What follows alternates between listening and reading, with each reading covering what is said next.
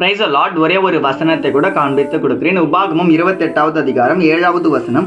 உனக்கு விரோதமாய் எழும்பும் உன் சத்துருக்களை கர்த்தர் உனக்கு முன்பாக முறியடிக்கப்படும்படி ஒப்பு கொடுப்பார்னு சொல்லி இன்னைக்கு ஆண்டவர் நம்மள பார்த்தாங்க சொல்றாரு. மகனே மகளே, உன் சத்துருக்கள் அழிய போறாங்கன்னு சொல்றாரு.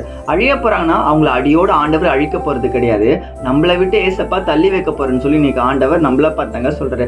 நிறைய மனுஷங்க உங்களுக்கு விரோதமா எழும்பி இருப்பாங்க, உங்ககிட்ட பிரச்சனை பண்ணியிருப்பாங்க. உங்க ஆபீஸ்ல, உங்க ஸ்கூல்ல, உங்க காலேஜ்ல, நீங்க போற இடங்கள்ல பாத்தீங்கன்னா உங்களுக்கு விரோதமா வந்து உங்களை எப்படியாவது அந்த பிரச்சனைக்குள்ள வந்து உங்களை அவமானப்படுத்தி சண்டை போட்டு உங்களை கேவலப்பட்டுன்னு சொல்லி நிறைய மனுஷங்க உங்களுக்கு விரோதமா எழும்புவாங்க பாத்தீங்களா. அவங்க எல்லாரும் ஏசப்பா சொல்றாரு, உன்னை விட்டு ரொம்ப தூரமா நான் உங்களுக்கு கொண்டு போறேன் அப்படின்னு சொல்லி.